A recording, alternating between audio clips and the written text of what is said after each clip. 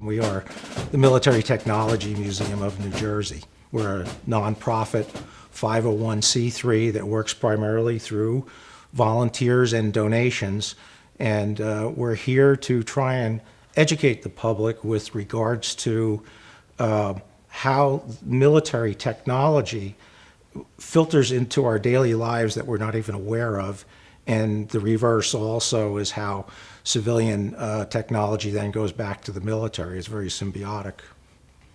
The main goal of our museum, I think, is to really show the public or people that come to visit the museum that there are technologies that come out of a problem. For instance, here's a problem, how do we get up a hill, how do we do this, what's the solution to that problem? And with that, we have a lot of one-off prototype vehicles that really started the four-wheel drive market in the civilian public and all.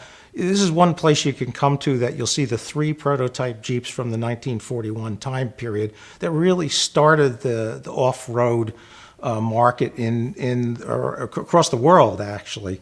But beyond that, there's smaller things, little fun stuff that is spread out throughout the museum, which we call Did You Knows. And for instance, did you know that M&Ms, for instance, came from World War II soldiers' rations? They had a problem that they would put chocolate in the rations and it would melt. So the Mars company got a contract to figure out how to keep chocolate from melting when you were out in the field. And of course, it had the hard candy outside shell on it. And after World War II, then they marketed to the public. So M&Ms are something that you know about and you use every day that came directly out of a problem that was created in war, that had presented itself in wartime. So there's many things, like how clothing is produced. Why do women's blouses close one way and men's close another way?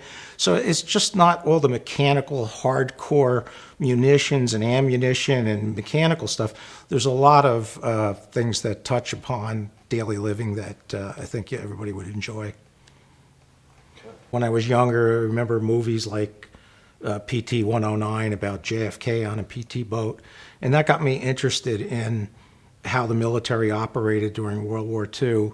And also because much of the people that are around when I was younger, absolutely everyone had served during World War II, and now they were at the age that they were raising families, and you would hear stories. So I just wanted to know more. I felt that this is something that was culturally significant that you didn't hear about in the schools. And that's part of the reason that we have the museum here, is to try and bring to life history that it really isn't being touched on, that was a significant part of the culture of America now, that created who we are and all the people that fought. So if it's not really being taught in the schools to great depth or understood, you can come here and you can see it and smell it and touch it, and it makes it more real, the stuff that's in the history books.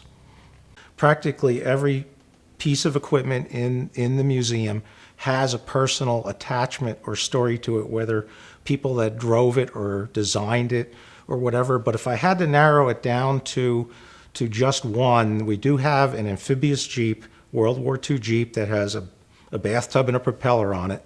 It's not much bigger than a Jeep, and a man named Ben Carlin in the 1950s took the amphibious Jeep, that type of amphibious Jeep, and he left New York City and became the only man to circumnavigate the globe in a vehicle that went in the ocean and also on land.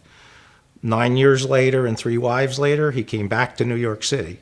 So there are books that he wrote on it that are very interesting, and I find that attachment of human beings to the mechanical piece of equipment is really what makes the museum come alive. This museum is done by a bunch of volunteers, just anybody like you meet on the street, that are passionate about trying to preserve history and teach and educate people and children. And we do it on a shoestring. We do it through a lot of volunteer labor. And we really, truly depend on donations from local businesses or people to operate. We even put in our own money to go to do this. And we feel if we're bringing something the quality of things that you're not going to even see in the Smithsonian to a local area like this, that it's something that we think the public will really enjoy.